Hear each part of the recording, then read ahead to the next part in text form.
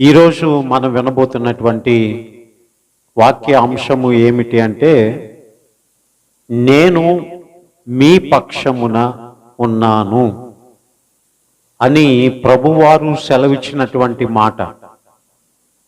చెప్పండి ఈ మాట. నేను మీ పక్షమున ఉన్నాను. నేను మీ పక్షమున ఉన్నాను అని ప్రభువారు సెలవిచ్చినటువంటి మాట. ఒకసారి మనము బైబిల్ తెరిచి యెహెజ్కేలు గ్రంథం 36వ అధ్యాయము 8వ వచనములో ఉన్నటువంటి వాక్య భాగాన్ని మనం చదువుకుందాం. యెహెజ్కేలు గ్రంథం 36వ అధ్యాయము 8వ వచనము అలాగున్నే 9వ వచనమును కూడా మనం చదువుకుందాం. ఇశ్రాయేలు పర్వతములారా, ఇక కొంతకాలమునకు ఇశ్రాయేలీయులకు నా జనులు వచ్చెదరు. మీరు చిగురు పెట్టి వారి కొరకు మీ ఫలములు ఫలించుదురు. నేను మీ పక్షముననున్నాను. నేను మీ తట్టు తిరగగా మీరు దున్నబడి విత్తబడుదురు. ఈ యెహెజ్కేలు గ్రంథం 36వ అధ్యాయములో ప్రవచన రీతిగా యెహెజ్కేలు చెప్తున్నటువంటి మాట ఏంటి అంటే, అప్పటికి బాధలలోను, బంధకములలోను, చెరలోను ఉన్నటువంటి ప్రజలు యెరూషలేము పర్వతములారా, నా ప్రజలు మీ మధ్యకు తిరిగి వస్తారు. చూడండి, ఎవరైనా అది వరకు చాలా ఫలభరితమైనటువంటి పొలములను ఒకవేళ కొంతకాలంగా విడిచిపెట్టి వెళ్ళకపోతే దాన్ని సేద్యపరిచినటువంటి వారు లేనందుచేత అది ముండ్ల తుప్పలతో, గెచ్చప్పుదలతో నిండిపోద్ది. అది ఎవరికి కూడా ఉపయోగకరంగా ఉండదు. కానీ యెరూషలేమును అనగా కనాను దేశమును దేవుడు వారికి ఇచ్చినప్పుడు అది ఎట్లా ఉందంట? ఒక్కడు ఒక ద్రాక్ష గెలను మూయలేకపోయాడంట, ఇద్దరు దానిని కావిడి కట్టి తీసుకుని వచ్చారట. అంటే ఎంత పెద్ద ద్రాక్ష గెలో చూడండి, అది ఎంత బరువు ఉండేదో చూడండి. అలాంటి సస్యశ్యామలమైనటువంటి దేశం నిర్జనమైనటువంటిదిగా అయిపోయింది. మరి ఆ దేశం ఎదురు చూస్తూ ఉంది, ఆ పర్వతములు ఎదురు చూస్తూ ఉన్నాయి. నా ప్రజలు వచ్చి నన్ను దున్నితే, దేవుడు ఆకాశము నుంచి వర్షమును కురిపిస్తే నేను మంచి ఫలాలను ఫలిస్తాను. కనుక దేవుడు ఎవరితో ఇక్కడ మాట్లాడుతూ ఉన్నాడంటే, ఇజ్రాయేలు పర్వతములతో మాట్లాడుతూ ఉన్నాడు. ఇజ్రాయేలు పర్వతములారా, నేను మీ పక్షమున ఉన్నాను. నేను మీ పక్షమున ఉన్నాను. దేవుడు మన పక్షమున ఉంటూ, ఏమండి, మనం వ్యాపారం చేసే వారమైతే మనతో పాటు వ్యాపార పక్షంగా ఉంటాడు. మనం పొలం పండించే వారమైతే మనతో పాటు ఆయన పొలము పక్షంగా ఉంటాడు. మనం ఉద్యోగం చేసేటువంటి వారమైతే మనతో పాటు మన ఉద్యోగ పక్షంగా ఉంటాడు. మనకి రిలేటెడ్గా ఏదైతే ఉందో మనతో పాటు దాని పక్షంగా కూడా ఉంటాడు. ఏమండి, మనమందరము ఒక సంఘం కదా, సంఘ పక్షముగా ఆయన ఉంటాడు. కూర్చున్న ఈ స్థలము పక్షంగా ఆయన ఉంటాడు. చేసే ఆరాధన పక్షంగా దేవుడు ఉంటాడు. కనుక పర్వతములారా, నేను మీ పక్షంగా ఉన్నాను. మీరు దున్నబడి ఏం చేస్తారు అంటే ఫలభరితంగా ఉంటారు. అందుచేత భూమి దేవునికి మొరపెడుతూ ఉందంట, అయ్యా నేనెందుకు నిర్జనమైనటువంటి దానిగా ఉండాలి, ఉపయోగం లేనటువంటి దానిగా ఉండాలి? నీ ప్రజలు వస్తే నేను దున్నబడితే వారికి నేను ఫలభరితమైనటువంటి ఫలాలను అందిస్తాను అని భూమి మొర్రపెట్టినందుచేత దేవుడు ఆ పర్వతములతో అంటున్నాడు, నేను మీ పక్షమున ఉన్నాను. హల్లెలూయా, హల్లెలూయా, హల్లెలూయా. దేవుడు మీరు కనిన మీ పిల్లల పక్షంగా ఉంటాడు. మీరు ఏ ప్రయత్నాలు అయితే చేస్తున్నారో ఆ ప్రయత్నాల పక్షంగా ఉంటాడు. మీరు చదువుతూ ఉన్నటువంటి ఆ చదువు పక్షంగా దేవుడు ఉంటాడు. చేస్తున్న ప్రయాణాల పక్షంగా దేవుడు ఉంటాడు. ప్రయత్నాల పక్షంగా దేవుడు ఉంటాడు. మరలా చెప్తున్నాను, మనకి రిలేటెడ్గా ఏదైతే ఉందో వాటన్నిటి పక్షమున ఉంటాడు. వాటన్నిటి పక్షమున కూడా ఉంటాడు. మరి దేవుడు మన పక్షమై ఉంటే ఏమండి, మనకి ఏమి కలుగుతుంది, ఏమి సంభవిస్తుంది అనేటువంటి విషయాలు ఒకసారి మనం ధ్యానం చేద్దాం. దేవుడు మన పక్షమున ఉంటే మనకి ఏంటి ప్రయోజనం? మొట్టమొదటిగా మనం చూస్తే, దేవుడు మన పక్షమై ఉన్నప్పుడు మనకు భయము కలుగదు. చెప్పండి, భయము కలుగదు. చెప్పండి మాట, భయము కలుగదు. ఇంకా గట్టిగా చెప్పండి, ఇంకా చెప్పండి గట్టిగా. ఈ మాట అంతా నాతో చెప్పండి. దేవుడు మన పక్షమున ఉండగా మనకు భయము కలుగదు. దేవుడు మన పక్షమున ఉన్నప్పుడు దేవుడు మనకి ధైర్యాన్ని ఇస్తాడు. చూడండి, కీర్తనల గ్రంథం 118వ అధ్యాయము 5-6 వచనాలు మనం చదువుకుందాం. కీర్తనల గ్రంథం 118వ అధ్యాయము 5-6 వచనములు ఇలాగున వ్రాయబడి ఉన్నాయి. ఇరుకునందుండి నేను యెహోవాకు మొర్రపెట్టి తిని, విశాల స్థలమందు యెహోవా నాకు ఉత్తరమిచ్చెను.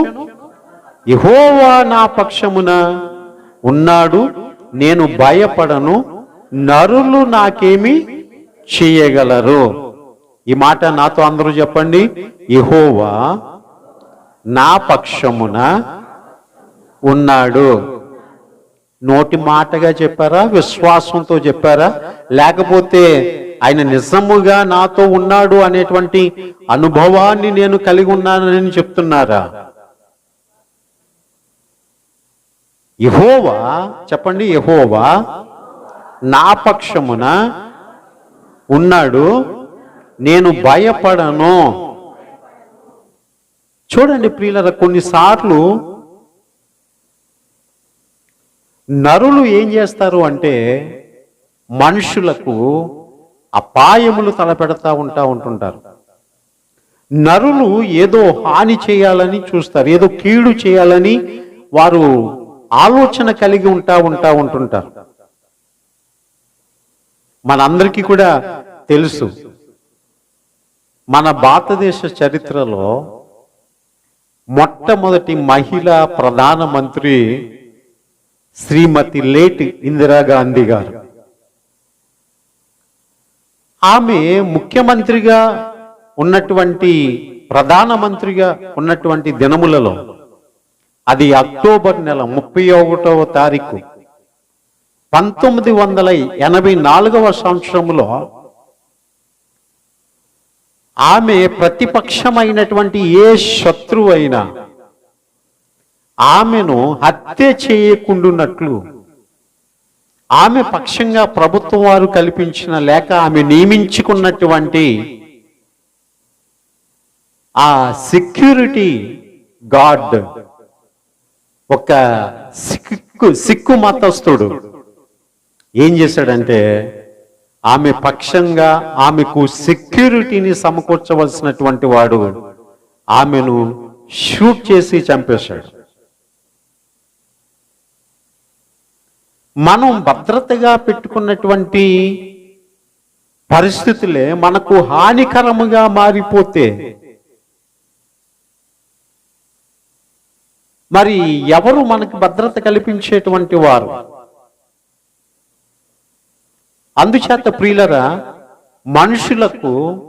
మనుషుల వలన ఎలాంటి రక్షణ కలగదు.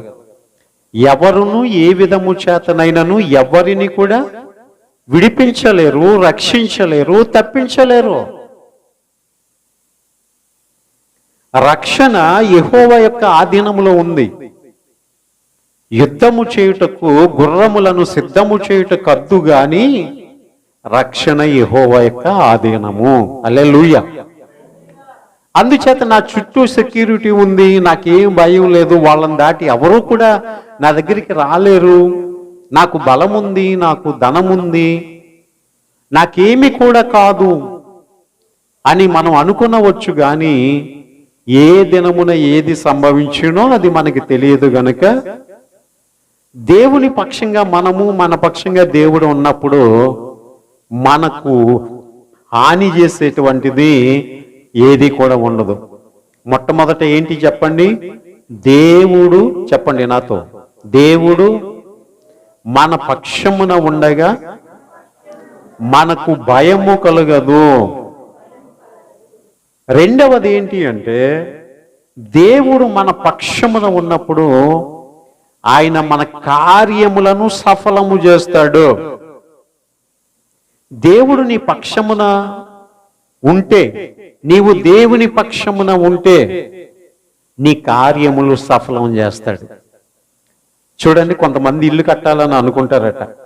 127వ కీర్తనలో కీర్తనకారుడు అంటాడు కదా, యెహోవా ఇల్లు కట్టించని ఎడల దాని కట్టువారు ప్రయాసము వ్యర్థమే, యెహోవా పట్టణమును కాపాడని ఎడల దాన్ని కావలి కాయువారు మేలుకొని ఉండుట వ్యర్థమే. మరి ఇల్లు ఎలాగ కట్టబడుతుంది, పట్టణం ఎలా కాపాడబడుతుంది అని మనం చూసినట్లయితే అది యెహోవా వల్లనే, దేవుని వల్లనే. చూడండి, 138వ కీర్తన 6వ వచనము 7వ వచనము చదువుకుందాం. 138వ కీర్తన 6వ వచనము 7వ వచనము.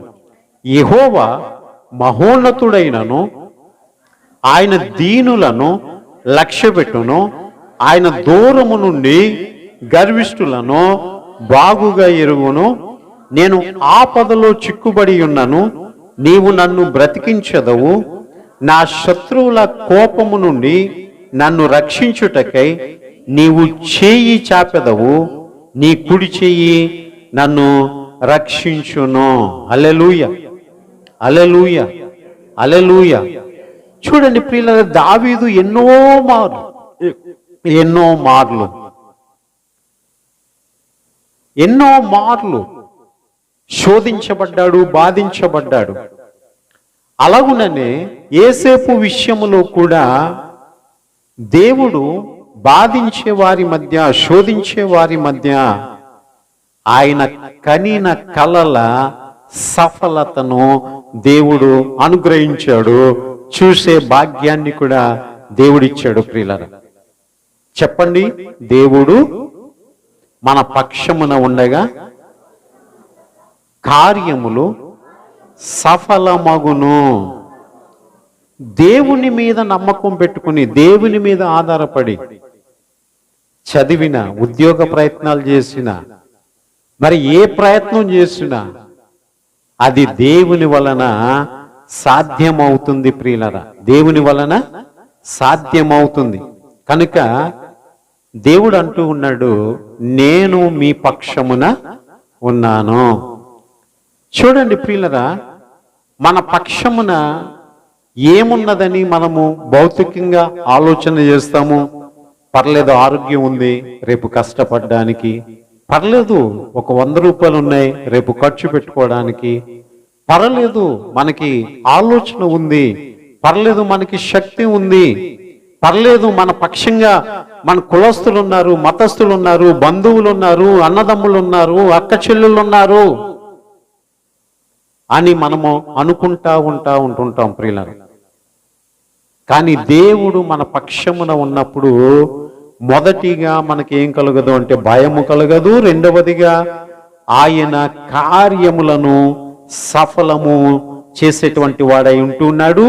ఇదే కీర్తన 138వ కీర్తన 8వ వచనంలో మనం చూస్తే, యెహోవా నా పక్షమున కార్యము సఫలము చేయును. యెహోవా నా పక్షమున కార్యము సఫలము చేయును. కొంతమంది పెళ్లి ప్రయత్నాలు చేస్తారండి. దానికి ముందుగా పాస్టర్ గారిని సంప్రదించరు, సంఘ ప్రార్థన కూడా కోరరు. కొంతమంది ఇల్లు కడతారు, పాస్టర్ గారిని వచ్చి ప్రార్థన చేయమనరు, సంఘ ప్రార్థన వారు కోరరు. ఇలాగున వారి యొక్క ప్రయత్నాల్లో దేవుడు గాని, సంఘము గాని, సేవకుడు గాని లేనందుచేత ఆ ప్రయత్నాలన్నీ కూడా విఫలమైపోతా ఉంటుంటాయి. ఏమండి, కానా అను ఊరిలో యేసుప్రభు వారిని పెళ్లి విందుకు పిలుచుట వలన ఆ పెళ్లి విఫలమైపోయిందా, సఫలమైందా? కానా అనేటువంటి ఊరిలో పెళ్లి జరిగినప్పుడు యేసును ఆయన శిష్యులను పిలవబడగా యేసు అక్కడ ఉన్నందు చేత కొరతగా ఉన్నటువంటి ఆ ద్రాక్ష రసమును యేసు ప్రభువారు దానిని ఆ కొరతను భర్తీ చేశారు. హల్లెలూయా, హల్లెలూయా. నీవు దేవుని పక్షంగా ఉండాలి, దేవుడు నీ పక్షంగా ఉంటాడు. అప్పుడు నీ కార్యములన్నీ కూడా ఆయన ఏం చేస్తాడట? సఫలము చేస్తాడట. యెహోవా నా పక్షమున కార్యము సఫలము చేయును, యెహోవా కృప నిరంతరమును, నీ చేతి కార్యములను విడిచిపెట్టకుము. దేవుడు మన పక్షమున ఉండి ఆయన మన కార్యములు సఫలము చేసేటువంటి వాడు. అందుచేత ఏ పని పూనుకున్నా, ఏ ప్రయత్నం చేసినా, ఎక్కడికి ప్రయాణమై వెళ్ళినా ఏమండి ఏం కోరుకోవాలి? దేవుడు మనతో ఉండాలి, దేవుడు మన పక్షముగా ఉండాలి అని మనం కోరుకోవాలి ప్రియులారా.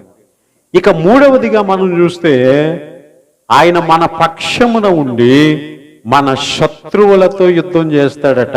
చెప్పండి ఈ మాట అందరూ, పిల్లలు అందరూ కూడా గట్టిగా చెప్పండి. దేవుడు మన పక్షమున ఉండి మన శత్రువులతో యుద్ధము చేస్తాడు.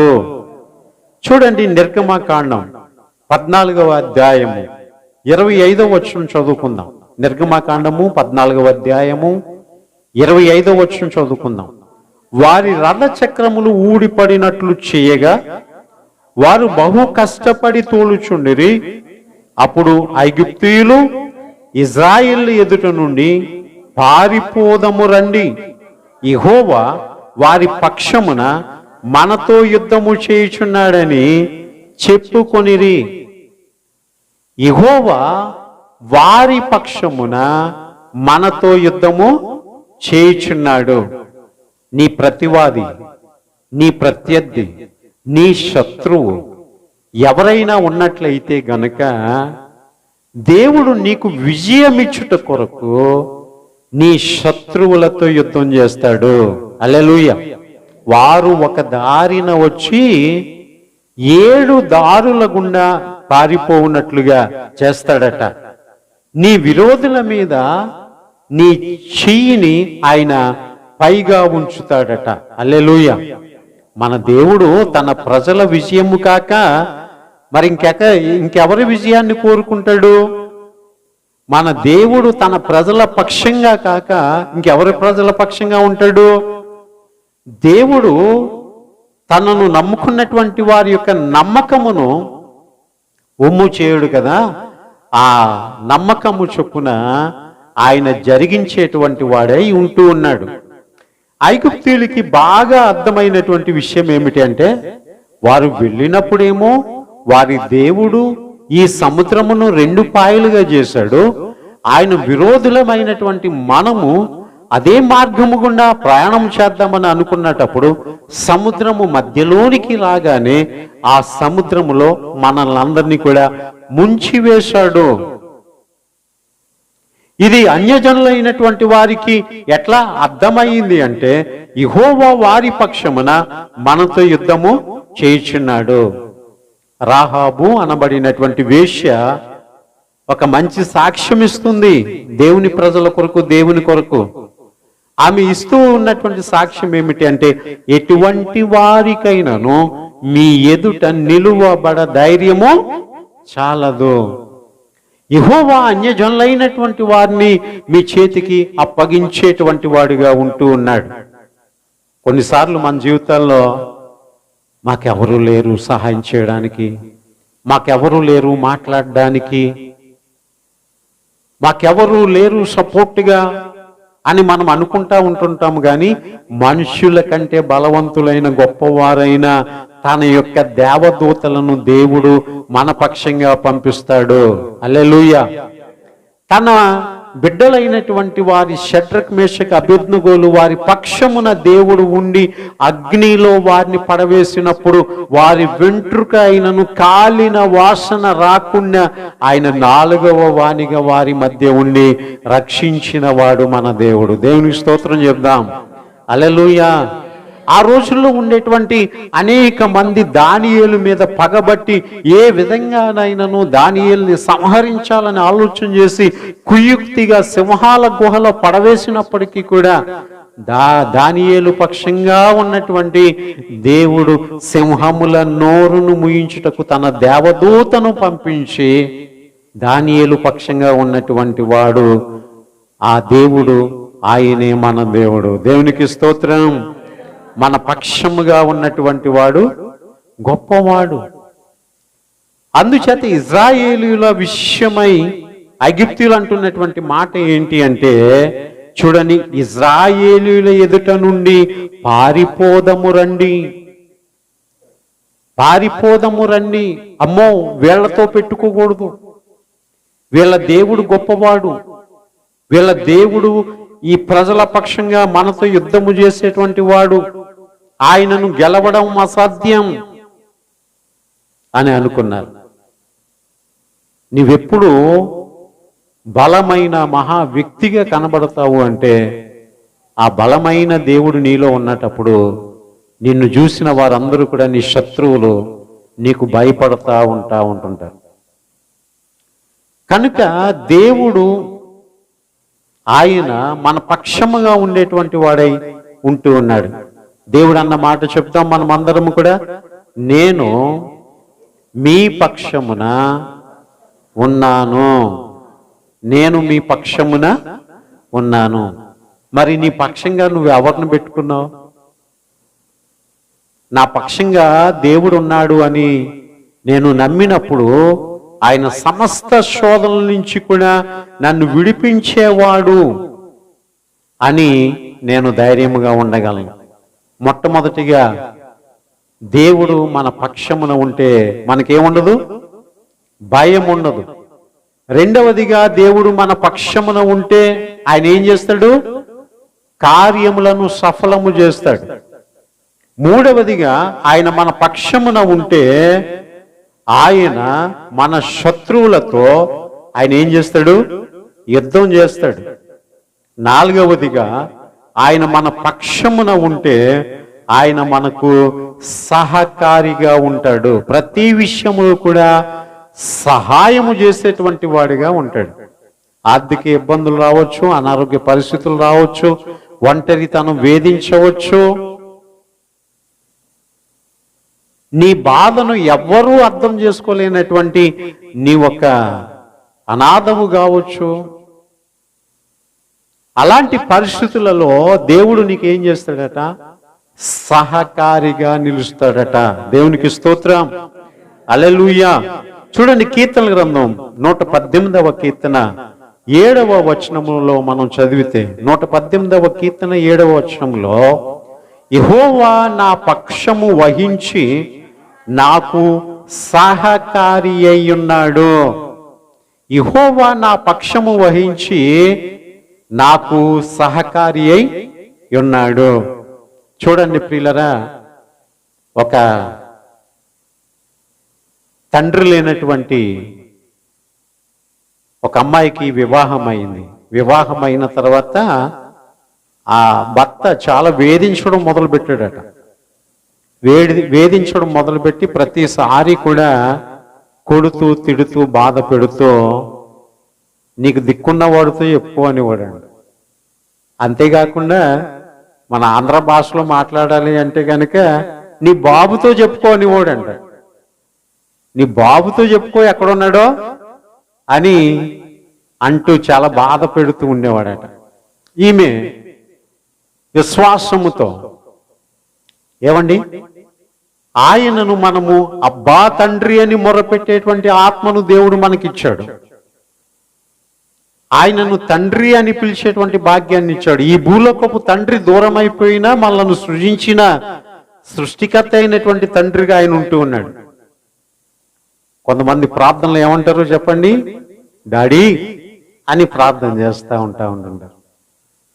మన దేవుణ్ణి డాడీ అని పిలుస్తూ ప్రార్థన చేస్తూ ఉంటుంటారు. ఈమె కూడా కొన్నిసార్లు నాన్న తండ్రి అని అంటూ తన బాధలన్నీ కూడా చెప్పుకుంటా ఉంటుంటే చూడండి, ఆమెకు ఆయన ఏం చేయదలిచాడు అని చూసినట్లయితే ఆమెకు సహకారిగా ఉండడానికి ఆయన చూశాడు. సహకారి అయినటువంటి భర్త బాధించేటువంటి పరిస్థితులలో దేవుడు ఎలాంటి సహకారాన్ని అందించాడంటే, ఎలాగున్న ప్రతిరోజు కూడా మరి వస్తూ ఉండేటువంటి ఈ భర్త, తాగి వచ్చి కొట్టేటువంటి భర్త ఒకరోజు తాగి వస్తూ ఉన్నటప్పుడు ప్రియులరా మరి ఆ తూలిపడి నడుస్తూ ఉండేటువంటి పరిస్థితుల్లో తాను ఎదురుగా ఉన్నటువంటి ఒక చిన్న రాయిని గమనించుకోక దాన్ని తన్నుకుని ముందు పడిపోయాడట. ముక్కు చీదిపోయింది, పళ్ళు రాలిపోయి ఆ బ్లడ్ కారుతా ఉంది. ఇంటికి వచ్చి బాబోయ్ బాబోయ్ అని ఏడుస్తూ ఆ భార్య యొక్క పరామర్శ కొరకు ఎంతగానో ఆశతో ఎదురు చూస్తూ ఉన్నాడట. ఎంతో ఆశతో ఎదురు చూస్తూ ఉన్నాడట. అప్పుడు ఏమండి, ఎందుకెట్లా అయ్యి ఉంటదంటారు?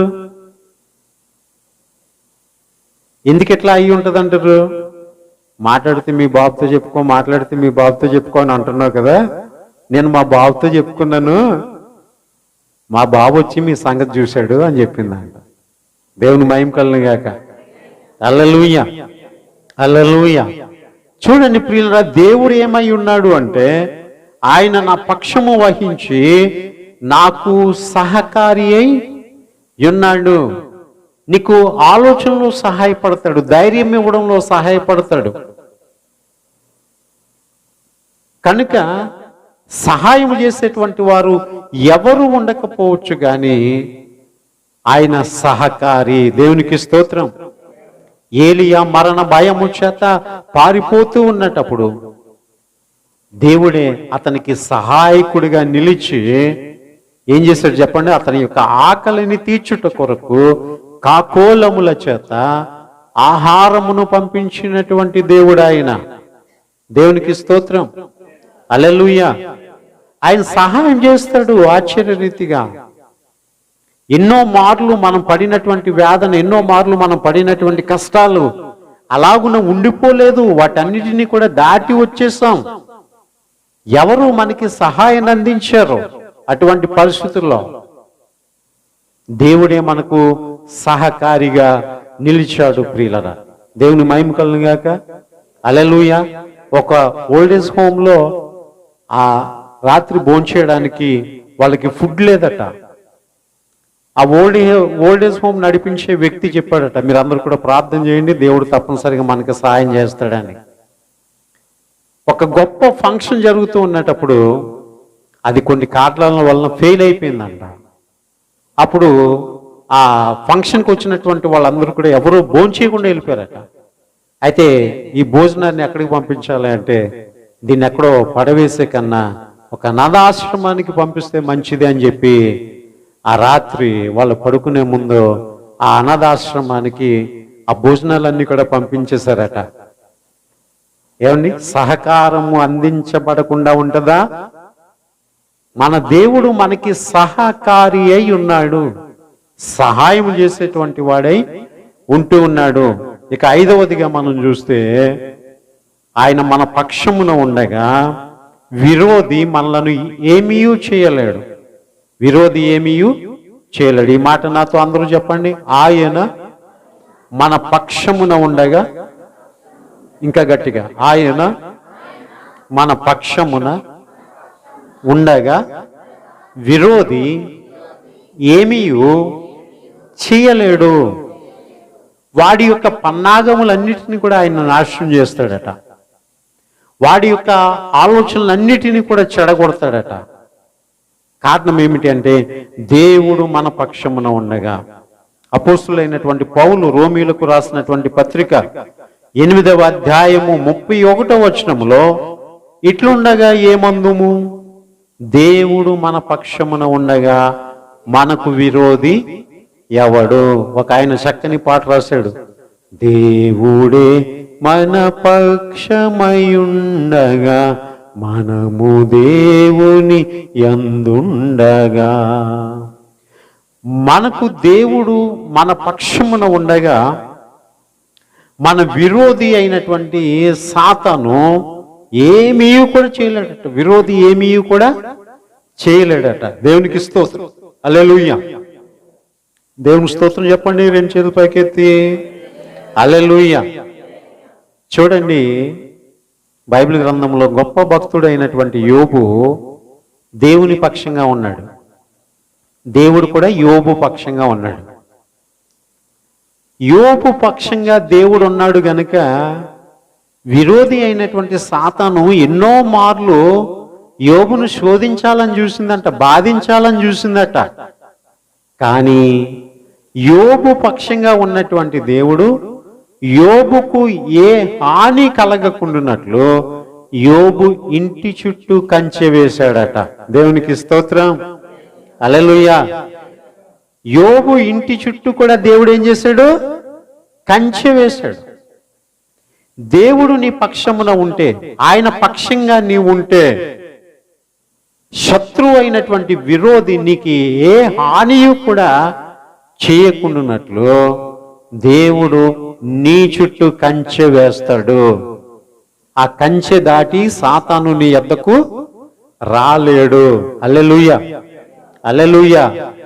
నువ్వు పాపం చేస్తే నీ చేతులతో నీ కంచె తీసేసుకున్నట్లే.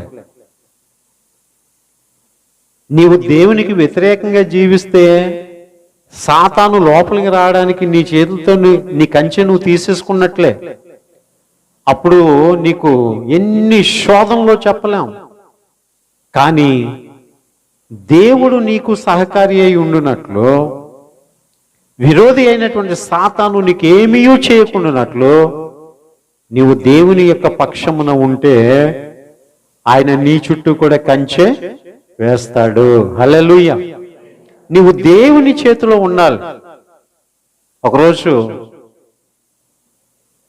ఒక ప్రాంతంలో వీధిలో కుక్కల్ని పట్టుకోవడానికి కుక్కల బండి వచ్చిందంట. వీధిలో కుక్కల్ని పట్టుకోవడానికి కుక్కల బండి వచ్చిందంట. ఇంకా వీధిలో కుక్కలన్నీ కూడా ఒక్క కుక్కను పట్టుకుంటే మిగతా కుక్కలన్నీ కూడా పరుగులు ఎడుతూ ఉన్నాయి. దొరికిన ప్రతి దాన్ని కూడా పట్టుకుని దాంట్లో వేసేస్తా ఉన్నారు, చంపుతారు. ఆ తర్వాత వాటిని ఏదో మెడిసిన్ వాడతారు. ఇంకా కాకపోతే ఏం చేస్తారు చెప్పండి, ఆ జూలో ఉన్నటువంటి పులులకి సింహాలకి ఆహారంగా వాటిని వేసేస్తా ఉంటుంటారు.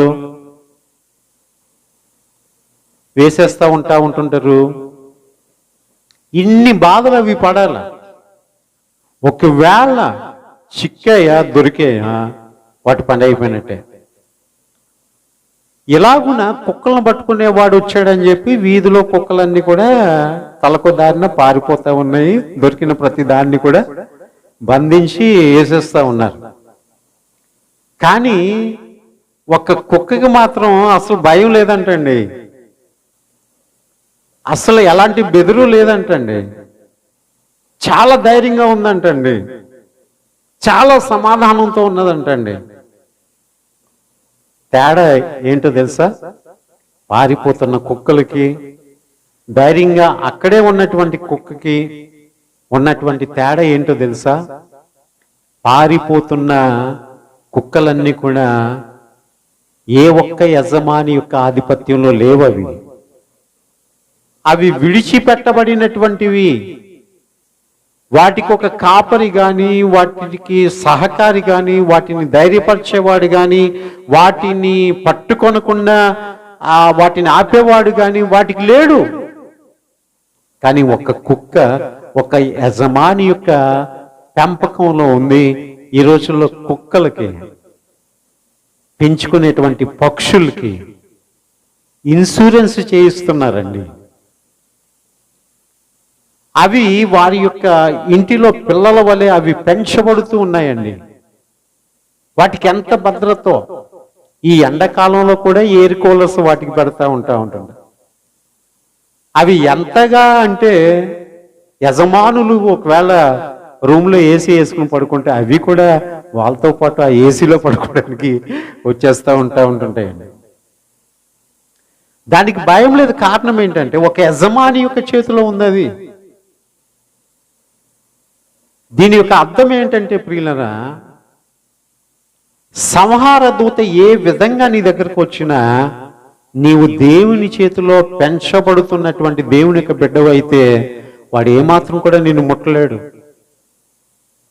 కానీ వాడు బాధించ చూసినప్పుడు నీవు దేవుని చేతిలో లేకపోతే వీధి కుక్కలను పట్టుకొని బండిలో వేసినట్లుగా సాతానుగాడు శోధన శ్రమల్లో నిన్ను వేసేస్తాడు.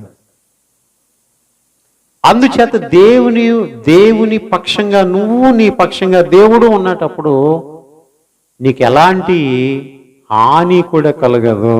హల్లెలూయా, హల్లెలూయా.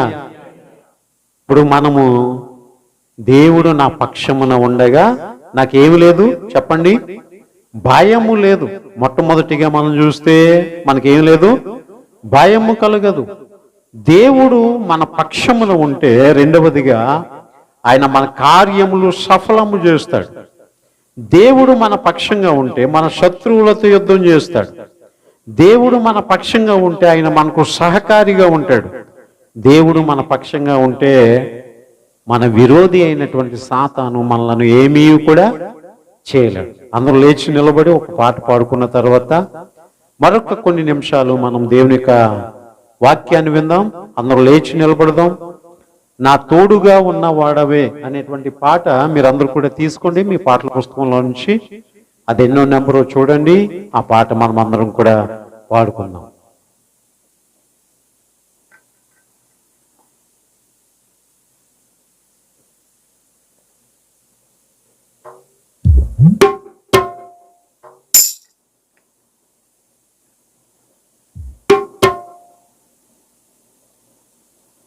నా తోడుగా ఉన్నవాడవే, నా చేయి పట్టి నడుపువాడవే. 872వ పాట పాడుకుందాం. నా తోడుగా ఉన్నవాడవే, నా చేయి పట్టి నడుపువాడవే, నా తోడుగా ఉన్నవాడవే. చప్పట్లు కొడదాం అందరం.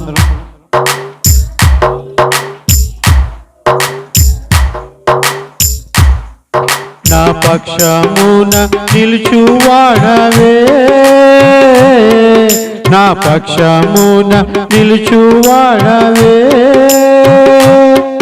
నా ధైర్యము నీవే యేసయ్యా, యేసయ్యా, యేసయ్యా, యేసయ్యా, యేసయ్యా. చప్పట్లు కొడదాం అందరం కూడా పాడదాం. కృతజ్ఞత స్తుతులు నీకేనయ్యా, కృతజ్ఞత స్తుతులు నీకేనయ్యా, నా తోడుగా ఉన్నవాడవే, నా చేయి పట్టి నడుపువాడవే. నా తోడుగా ఉన్నవాడా, నా చెయ్యి పట్టి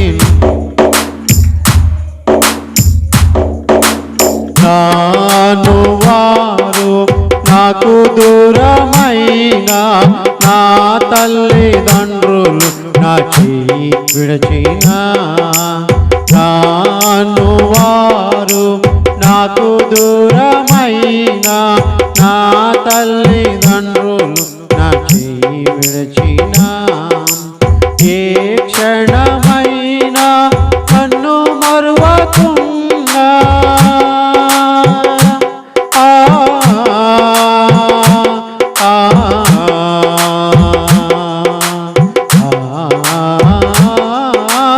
ఏ క్షణమైనా నన్ను మరువకుండా నీ ప్రేమతో నన్ను హత్తుకొంటివే, నీ ప్రేమతో నన్ను హత్తుకొంటివే. నా తోడుగా ఉన్న యేసయ్య మన తోడుగా ఉన్నవాడు, మన చేయి పట్టి నడుపువాడైనా. నా తోడుగా ఉన్నవాడవే, నా చేయి పట్టి నడుపువాడవే. నా పాదములో జారిన వేళ నీ కృపతో నన్ను ఆదుకొంటివే. నా పాదములో జారిన వేళ నీ కృపతో నన్ను ఆదుకొంటివే. నీ ఎడమ చేయి నా తల క్రింద ఉంచి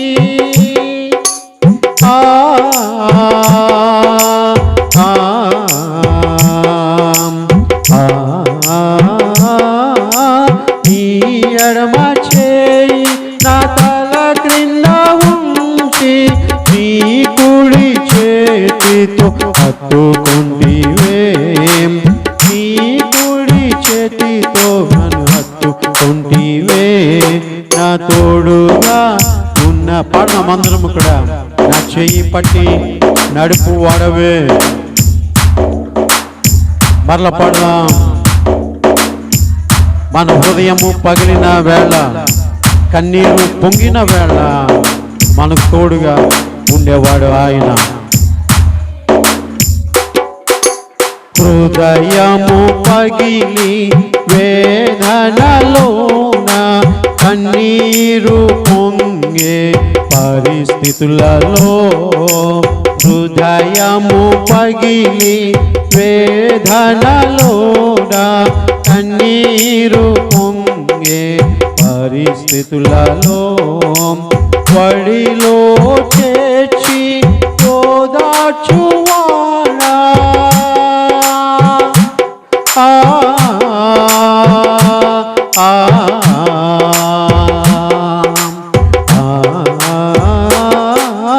వడిలో చేర్చి ఓదార్చువాడా, కన్నీరు తుడిచిన కన్న తండ్రివే, కన్నీరు తుడిచిన కన్న తండ్రివే. నా తోడుగా ఉన్నవాడవే అయ్యా. ఓ నీవు నా తోడుగా ఉన్నవాడవయ్యా, నా చెయ్యి పట్టి నడుపువాడా నీకు స్తోత్రాలు. నా తోడుగా ఉన్నవాడా, నా చెయ్యి నా పక్షమున నిలుచువాడవే, నా పక్షమున నిలుచువాడవే,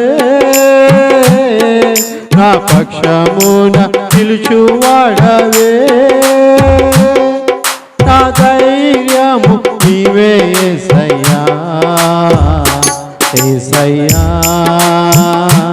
యేసయ్యా. పాడదాం అందరం. యేసయ్యా, యేసయ్యా, కృతజ్ఞత స్తుతులు నీకేనయ్యా, కృతజ్ఞత స్తుతులు నీకేనయ్యా. నా తోడుగా ఉన్నవాడవే, నా చెయ్యి పట్టి నడుపువాడవే, నా తోడుగా ఉన్నవాడవే, నా చెయ్యి పట్టి నడుపు. పాడదాం విశ్వాసముతో. నా తోడుగా ఉన్నవాడవే, నా చెయ్యి పట్టి నడుపువాడవే, నా తోడుగా ఉన్నవాడవే, నా చెయ్యి పట్టి నడుపువాడవే.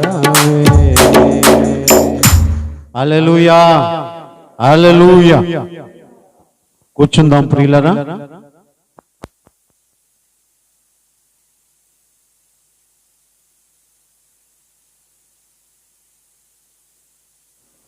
ఆయన మన పక్షమున ఉండేవాడు, ఆయన మన పక్షమున ఉండేవాడు.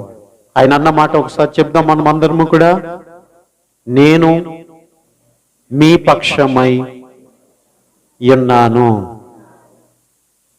అందరూ చెప్పండి, గట్టిగా చెప్పండి. నేను మీ పక్షమై ఉన్నాను. మరి ఈ మాట మనం నమ్మగలిగితే దేనికైనా భయపడతామా? ఎవరికైనా భయపడతామా? నా పక్షమున ఎవరూ లేరు అని మనం చింతిస్తామా?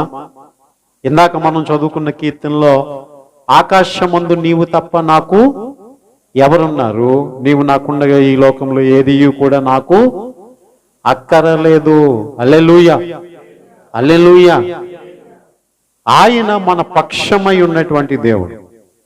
అయితే ప్రియులరా, ఆయన అన్నాడు మీ పక్షమై, నేను మీ పక్షమై ఉన్నాను అని అన్నాడు. నేను అడుగుతున్నాను, అందరి పక్షంగా ఉన్నాడా ఆయన? అందరి పక్షంగా ఉన్నాడా?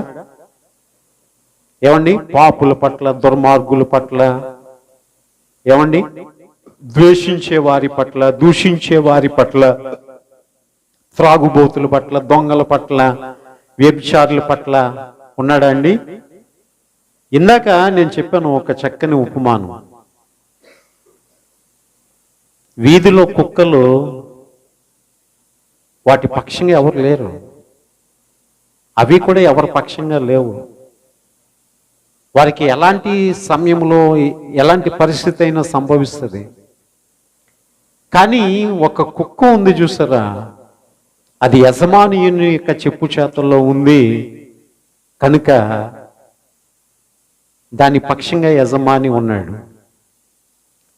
మనం పాపములో ఉంటే పాపమును ప్రోత్సహిస్తూ దేవుడు మన పక్షాన ఉండడు.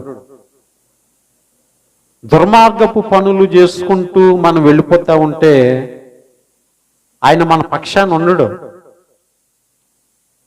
ఒకవేళ మారతావేమో అని కొంతకాలం ఎదురు చూసి నీ పక్షంగా ఉంటాడేమో కానీ ఎన్ని మార్లు గద్దించినను లోబడనటువంటి వాడు హఠాత్తుగా ఎందుకు నాశనం అవుతాడు అంటే ఇంకా గద్దించడం మానేశాడు కనుక నాశనము వాడికి సంభవించింది.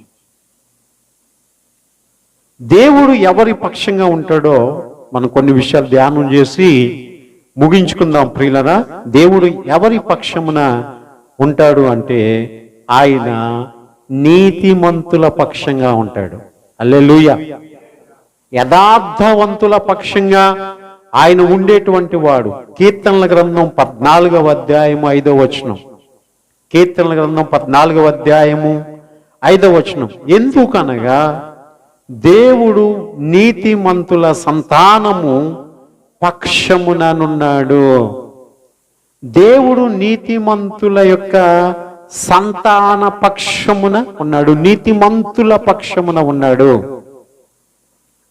ప్రియులారా, ఈ లోకంలో యోసేపును తన అన్నలు ద్వేషించినప్పటికీ కూడా యోసేపు ఏ విషయంలో కూడా తప్పిదము చేసినటువంటి వాడు కానందు చేత ప్రతి చోట కూడా దేవుడు యోసేపు పక్షంగా ఉన్నాడు. నీవు నీతిమంతుడిగా ఉంటేనే నీ పక్షంగా దేవుడు ఉంటాడు. లేకపోతే నీ పక్షంగా ఎవరు ఉంటారో తెలుసా? సాతాను ఉంటుందండి. నీవు దేవుని పక్షంగా ఉండకపోతే నీ పక్షంగా సాతాను ఉంటాడు. అంతే. ఈ లోకంలో ఉంటే దేవుడు లేకపోతే సాతాను. నీకు తెలిసిపోద్ది, ఇప్పుడు నాకు తెలిసిపోద్ది నేను ఎవరి పక్షంగా ఉన్నాను, నా పక్షంగా ఎవరున్నారు. మన క్రియలను బట్టి, మన ప్రవర్తన బట్టి, మన నడవడికను బట్టి మనం ఎవరి పక్షంగా ఉన్నాం. నువ్వు క్రైస్తవుడిగా ఉండొచ్చు చూడ్డానికి, కానీ మన పక్షంగా ఎవరున్నారు? ఆయన ఎవరి పక్షంగా ఉండేవాడు దేవుడు అంటే ఆయన నీతిమంతుల సంతాన పక్షమున ఉంటాడు. అందుచేత నీతిమంతులు భిక్షమెత్తుకొనుట గాని వారి ఆకలి కొనుట గాని నేను చూచి ఉండలేదు అని దేవుడు అంటూ వచ్చాడు. ప్రియులరా, దేవునికి స్తోత్రం. ఈ మధ్య నేను వాక్యం వింటూ ఉన్నటప్పుడు బెన్యామీను అన్నటువంటి ఆ తల్లి చేసినటువంటి ప్రార్థన, ఆ బెన్యామీను పుట్టిన తర్వాత బెన్యామీను గోత్రంలో నుంచి ఇజ్రాయేలీలకు మొట్టమొదటి రాజుగా బెన్యామీను గోత్రంలో నుంచి సౌలు వచ్చాడు. సౌలు రాజు వచ్చాడు. పాత నిబంధన గ్రంథంలో సౌలు రాజు ఫెయిల్ అయ్యాడు. కానీ కొత్త నిబంధన గ్రంథంలోకి వచ్చేటప్పటికి అదే బెన్యామీను గోత్రంలో నుంచి సౌలు పౌలుగా మార్చబడి క్రీస్తు కొరకు హతసాక్షి అయిన ఒక అపోస్తులుడు పుట్టాడు. దేవునికి స్తోత్రం. దీనికి గల కారణం ఏంటో తెలుసా అండి? యాకోబు భార్య ఆ బెన్యామీను కన్నప్పుడు ఆమె చేసినటువంటి ప్రార్థన, బెన్యామీను బట్టి ఒక వంశావళి ఏర్పడగా ఆమె చేసినటువంటి ప్రార్థన, ఒక రాజు ఫెయిల్ అయినప్పటికీ కూడా ఒక అపోస్తుల్ని ఆ బెన్యామీను గోత్రంలోంచి దేవుడు ఎన్నుకున్నాడు, ఏర్పాటు చేసుకున్నాడు. హల్లెలూయా. నీ నీతి, నీ యథార్థత నీకు ఏ హాని కలగకుండా, నీ బిడ్డలకు ఎటువంటి హాని కలగకుండా అది నీకు కాపాడుతుంది ప్రియులరా. అందుచేత తల్లిదండ్రులు పాపం చేస్తే ఆ కుటుంబంలో ఆ బిడ్డల మీదకి ఆ శోధన రాక మానదు. అంతెందుకు చెప్పండి, ఒక వ్యక్తి తప్పుడు ప్రవర్తించినటువంటి వాడైతే ఆ వ్యక్తి జరిగించిన వ్యభిచారపు క్రియల వలన తన భార్య కూడా బిడ్డలు కూడా అట్లా మారిపోవడానికి అవకాశం ఉంది ప్రియులరా. కనుక దేవుడు ఎవరి పక్షమున ఉంటాడు అంటే నీతిమంతుల పక్షంగా ఉంటాడు. మరొక్కసారి చెప్తా ఉన్నాను, నువ్వు పాపపు స్థితిలో ఉంటే దేవుడు నీ పక్షంగా ఉండడు, నీవు సాతాను పక్షంగా ఉంటావు. జాగ్రత్త సుమ. రెండవది మనం చూసినట్లయితే సామెతల గ్రంథం 22వ అధ్యాయము 22వ వచనం ప్రకారంగా దేవుని యొక్క వాక్యము సెలవిస్తుంది. చూడండి, 22, 23 వచనములు కూడా, దరిద్రుడని దరిద్రుని దోచుకునవద్దు, గుమ్మమునొద్ద దీనులను బాధపరచవద్దు, యెహోవా వారి పక్షమున వ్యాజ్యమాడును, ఆయన వారిని దోచుకుని వారి ప్రాణమును దోచుకుని వారి ప్రాణమును దోచుకును. ఒకరోజు ఒక కుమార్తె బహు దుఃఖముతో వచ్చేసిందంటండి తల్లింటికి బహు దుఃఖంతో వచ్చిందంట. ఏమమ్మా అంటే, మా అత్తగారు మా ఆయనతో లేనిపోని మాటలన్నీ కూడా చెప్పి నన్ను కొట్టిస్తుంది, ఆ బాధపడలేక నేను వచ్చేసాను అన్నదంట. ఆ బాధపడలేక నేను వచ్చేసాను అన్నదట. ఆ కూతురు రావడం తల్లికి అర్థమైపోయింది. అర్థమైపోయిందంటే మీరు ఏమనుకుంటున్నారు? ఇప్పుడు దాకా నేను చెప్పిన అర్థం అనుకుంటున్నారు మీరు. అది కాదు, తల్లికి ఏం అర్థమైందంటే, మా అల్లుడు మా కూతుర్ని ప్రతిసారి కొట్టి వేధించడానికి గల కారణం ఏంటి అంటే, ఇక్కడ నా కొడుకుతో నా కోడల్ని కొట్టిస్తున్నాను గనక అక్కడ దేవుడు మా అల్లుడితో మా కూతుర్ని కొట్టిస్తున్నాడు. అంతే కదండి. ఇక్కడ ఇంట్లో ఉన్నటువంటి కోడల్ని కూతురులా చూసుకుంటే అక్కడ నీ కూతుర్ని కూడా ఆ అత్తగారు ఒక కూతురులా చూసుకున్నావు. ఇక్కడ వాక్యం మనం చూస్తే చూడండి, దరిద్రుని దోచుకునవద్దు, గుమ్మమునొద్ద దీనులను బాధపరచవద్దు, యెహోవా వారి పక్షమున వ్యాజ్యమాడును, ఆయన వారిని దోచుకుని వారి ప్రాణమును దోచుకును. యెహోవా వారి పక్షమున, ఎవరి పక్షమున? దీనుల పక్షమున, దరిద్రుల పక్షమున ఆయన ఉంటాడట. పిల్ల నీకు ఎవడరా దిక్కు అని ఎవరినైనా మనం తోలనాడామనుకోండి, వారి పక్షంగా దేవుడు ఉంటాడట. దేవునికి స్తోత్రం, హల్లెలూయా. ఆహాబు రాజు కోటను ఆనుకుని నాబోతు అనేటువంటి వాడికి ద్రాక్ష తోట ఉంది. ఒకరోజు ఆహాబు చూశాడు, అబ్బా ఎంత బ్యూటిఫుల్గా ఉంది ద్రాక్ష తోట, ఇది మనదైతే బాగుండు అని అనుకుని, ఎవద్రా ఏంట్రా కొనుక్కోండి అంటే, ఏమండి నాబోతు అనేటువంటి వాడుదండి ఆ ద్రాక్ష తోట అని చెప్తే వాడిని పిలిపించాడు. వాడిని పిలిపించి, నాబోతు ఈ ద్రాక్ష తోట నాకు ఇవ్వయ్యా అంటే, అయ్యా మీరు నన్ను మన్నించాలి, మా తాతల దగ్గర నుంచి కూడా జ్ఞాపకార్థంగా ఆ చిన్న ద్రాక్ష తోటను మేము చాలా బాగా చూసుకుంటున్నామండి, జ్ఞాపకార్థంగా నేను ఇవ్వలేనండి అన్నాడంట. రాజుగారి యొక్క మనవిని ఒక సామాన్యుడు త్రోసిపుచ్చాడు.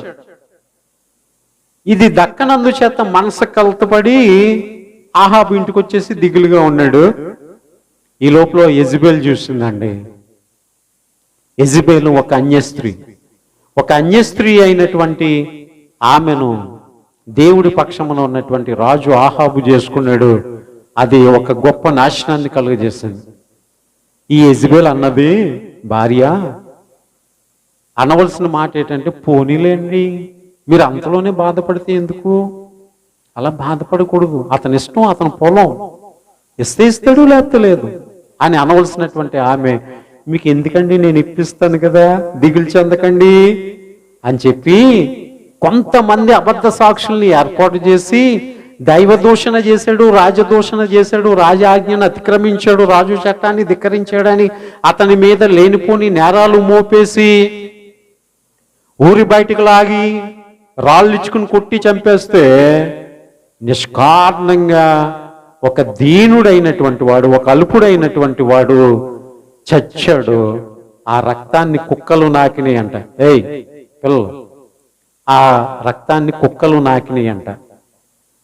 ఈ విషయాన్ని చూసినటువంటి దేవుడు ఒక వర్తమానాన్ని పంపించాడు. ఏంటి అంటే, ఎక్కడ నిష్కారణముగా ఆ కుక్కల యొక్క, ఆ నాబోతు యొక్క రక్తాన్ని కుక్కలు నాకినాయో, యెజబెలు మహారాణి నీ రక్తాన్ని కూడా కుక్కలు నాకుతాయి. ఎవరు ఎటువంటి కార్యాలు చేస్తారో దానికి తగిన ప్రతిఫలాన్ని వారు పొందుతారండి. ఈ భూలోకంలో ఆ ప్రతిఫలాన్ని పొందకుండా ఎవరు కూడా ఎస్కేప్ అవ్వలేరు. కార్యముల ప్రతిఫలాన్ని పొందుతారు.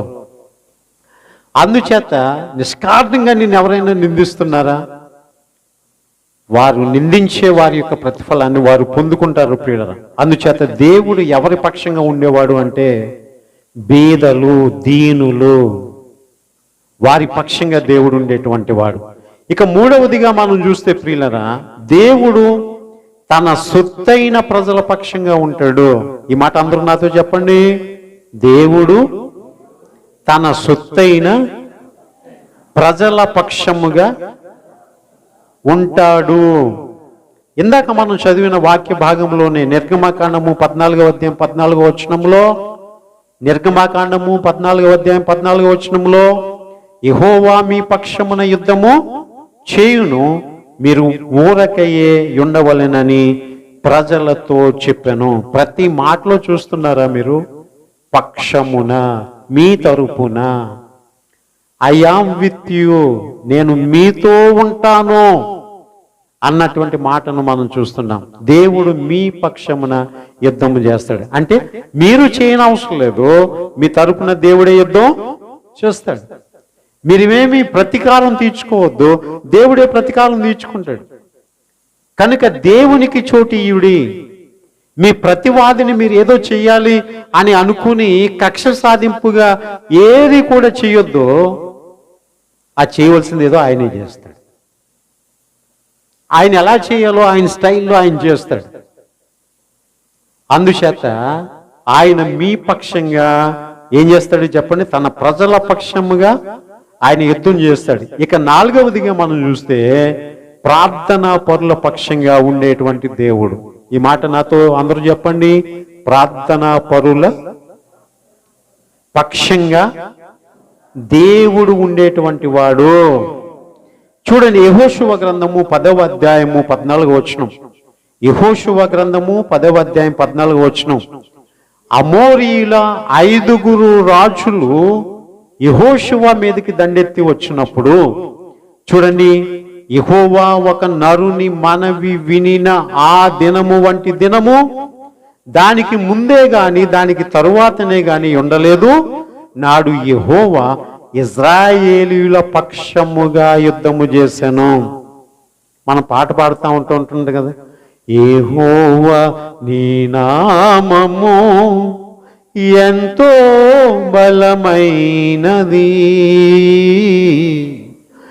ఎంతో బలమైనది, ఆహా ఎంతో బలమైనది. నీ ప్రజల పక్షముగా యుద్ధములు చేసిన దేవా, నీ ప్రజల పక్షముగా యుద్ధములు చేసిన దేవా, అగ్నిలో పణవేసిన భయమేమి లేకుండేరి, అగ్నిలో పణవేసిన భయమేమి లేకుండేరి. యెహోవా నీ నామము ఎంతో బలమైనది, ఎంతో బలం. యెహోషువ ఆ దినమందు ప్రార్థన చేయగానే దేవుడు సూర్యుడిని ఉన్న స్థానంలోనే ఆపేశాడంటండి, చంద్రుణ్ణి ఉన్న స్థానంలోనే ఆపేశాడంటండి, సూర్యుడు తిరగడం మానేశాడంటండి, చంద్రుడు తిరగడం మానేశాడటండి, భూభ్రమణం ఆగిపోయిందంటండి. ప్రార్థన చెయ్యగా ఒక నరుని మనవి వినిన ఆ దినము వంటి దినము దానికి ముందే గాని దాని తర్వాతే గాని ఉండలేదు. నాడు యెహోవా ఇజ్రాయేలు పక్షంగా యుద్ధము చేశాను. నీ పక్షంగా దేవుడు పోరాటం చేస్తాడు. నువ్వు ప్రార్థన చేయాలా? హల్లెలూయా. నాకు ఈ సమస్య ఉంది ప్రభా, నాకు ఈ ఇరుకు ఉంది, నాకు ఈ ఇబ్బంది ఉంది, నాకు ఈ సమస్య ఉంది అని ప్రార్థన చేస్తే, నువ్వు ఆగు, నీ బలం చాలదు కదా, నీ శక్తి చాలదు కదా, నేను పోరాడతాను వచ్చి అని చెప్పి దేవుడు ప్రార్థనా పరుల పక్షంగా యుద్ధం చేస్తాడట. ఇక 5వదిగా మనం చూస్తే బాధింపబడు వారి పక్షంగా ఉంటాడట. హల్లెలూయా. కీర్తన గ్రంథం 140వ కీర్తన 12వ వచనములో, బాధింపబడు వారి పక్షమున యెహోవా వ్యాజ్యమాడుననియు దరిద్రులకు ఆయన న్యాయము తీర్చుననియో నేను ఎరుగుదును. నువ్వు ఎరుగుదువా ఈరోజు ఈ మాట? నువ్వు బాగా ఎరగవలసినటువంటి మాట ఏంటంటే 140వ కీర్తన 12వ వచనం. నువ్వు బాగా ఎరగవలసినటువంటి మాట ఏంటి అంటే, యెహోవా తన ప్రజల పక్షముగా ఉండువాడు. హల్లెలూయా, హల్లెలూయా. ఆయనే వారిని చెరలోనికి పంపించేసిన తిరిగి రప్పించేవాడు. ఆయనే తన ప్రజల మీదకి ఏ శత్రువు రాకుండా కాపాడేవాడు. ఆయనే తన ప్రజలను స్వేచ్ఛగా పోనిచ్చువాడు. ఆయన తను అభిషేకించు వారిని ముట్టకూడదని ఆజ్ఞాపించినటువంటి వాడు. నీ బాధలలో ఆయన నీ పక్షంగా ఉన్నాడు అనేటువంటి విషయాన్ని నువ్వు ఎరిగితే నువ్వు ధైర్యంగా ఉంటావు. ఒకవేళ నీ పాపము చేత సాతాను బంధకాలలో ఉన్నావేమో, ప్రభువా నాకు వద్దు నాయన, ఇక్కడ నేను నీ పక్షంగా ఉంటాను, నీలో భద్రత, నీలో నాకు క్షేమం, నీ దొడ్డిలో నాకు క్షేమం, నువ్వు సహకారివి, కాపరివి అని మనము దేవుని దగ్గరికి రావాలి ప్రియులరా. బాధింపబడు వారి పక్షమున యెహోవా వ్యాజ్యమాడేటువంటి వాడు, వ్యాజ్యమాడేటువంటి వాడు. అందుచేత దావీదు నిష్కారణముగా ఎన్నో మార్లు బాధింపబడుతూ ఉన్నప్పటికీ కూడా దావీదు పక్షంగా దేవుడు ఉంటూ వచ్చాడు ప్రియులరా. ఈ దినమున నీ పక్షంగా నా పక్షంగా కూడా దేవుడు ఉన్నాడు. ఆయనకి ప్రార్థన చేయి. నీ పక్షంగా ఉన్నటువంటి దేవుడు నీ కొరకు ఆయన ఎంతటి అద్భుతమునైనా చేయగలడు. హల్లెలూయా, హల్లెలూయా. ఆయన ఎంతటి అద్భుతమునైనా చేయగలిగినటువంటి దేవుడు. నిష్కారణముగా హాగరు త్రోసివేయబడినప్పటికీ కూడా అబ్రహాము చేసినటువంటి ప్రార్థన బట్టి హాగరు సంతానములోంచి 12 మంది రాజులు వస్తారు అని బెర్షెబారణ్యములో నీరు లేని ఎడారిలో ఆ ఇస్మాయేలును దేవుడు దీవించగా ఈ రోజున అరబ్ కంట్రీస్ అన్నీ కూడా సుసంపన్నమైన దేశంగా ఉన్నాయి. కారణం ఏంటి చెప్పండి? నిష్కారణంగా నెట్టివేయబడుచున్నటువంటి హాగరు పక్షంగా దేవుడు ఉన్నాడు. దేవునికి స్తోత్రం. ఈ రోజున మనం యూదులము కాదే, ఎన్నిక చేయబడిన జనాంగం కాదే, ఏర్పాటు చేయబడినటువంటి జనాంగం కాదే. అయినప్పటికీ కూడా అన్యజనులకు సైతం నేను సువార్తను ప్రకటించి వారిని నా ప్రజలంగా చేసుకుంటాను అన్నటువంటి దేవుడు భారతదేశ పక్షంగా తన సేవకుడైనటువంటి తోమాను పంపించి నిన్ను నన్ను కూడా తన పక్షమున చేసుకున్నటువంటి దేవుడు. ఆయన మన దేవుడు, మనం ఆయన ప్రజలము. ఆయన మన కాపరి, ఆయన మేపు గొర్రెలము. ఆయన మన అధికారి, ఆయన యొక్క శిష్యులమై మనం ఉంటూ ఉన్నాం కనుక ప్రియులరా, ఆయన మన పక్షమున ఉన్నాడు. చెప్పండి, ఆయన అన్నటువంటి మాట, నేను మీ పక్షమున ఉన్నాను. కనుక ఇజ్రాయేలు పర్వతములారా మీరు దున్నబడతారు, నా ప్రజలైనటువంటి వారికి ఫలభరితంగా మీరు ఉంటారు. ఈ రోజున అన్య దేశమైనటువంటి మనలను తన మహిమ కొరకు, తన మహిమ కారణంగా మనలను చేసుకోవడానికి ఆయన మన పక్షముగా ఆయన కలువరి శిలువలో వ్రేలాడారు. ఆయన చేతులలో, కాళ్ళలో, ప్రక్కల్లో బళ్ళెపు పుట్టు శీలలు దిగగొట్టబడినవి. ఆయన రక్తము కార్చారు. కారణం ఏంటో తెలుసా? అన్యజనులమైనటువంటి మనలను తన పక్షంగా చేసుకోవడానికి ఆయన తన ప్రాణమును దానముగా అర్పించారు. ఇంత దేవుడు నీ పక్షంగా చేస్తూ ఉంటుండగా ఆయన పక్షంగా నువ్వు రావాలి అని అనుకుంటే గనక ఈరోజే మారు మనసు పొంది, రక్షణ పొంది, అయ్యా నేను నీ పక్షమున ఉంటాను, నా పక్షమున ఉన్నది ఏది కూడా నాది కాదు, నేను నీ పక్షమున ఉంటాను, నీవు నా పక్షమున ఉండు అని మనం ప్రార్థన చేసుకుందాం. తలలు వంచండి, కళ్ళు మూయండి, వీలు కలిగినటువంటి వాళ్ళు మోకరించండి, ప్రార్థన చేసుకుందాం.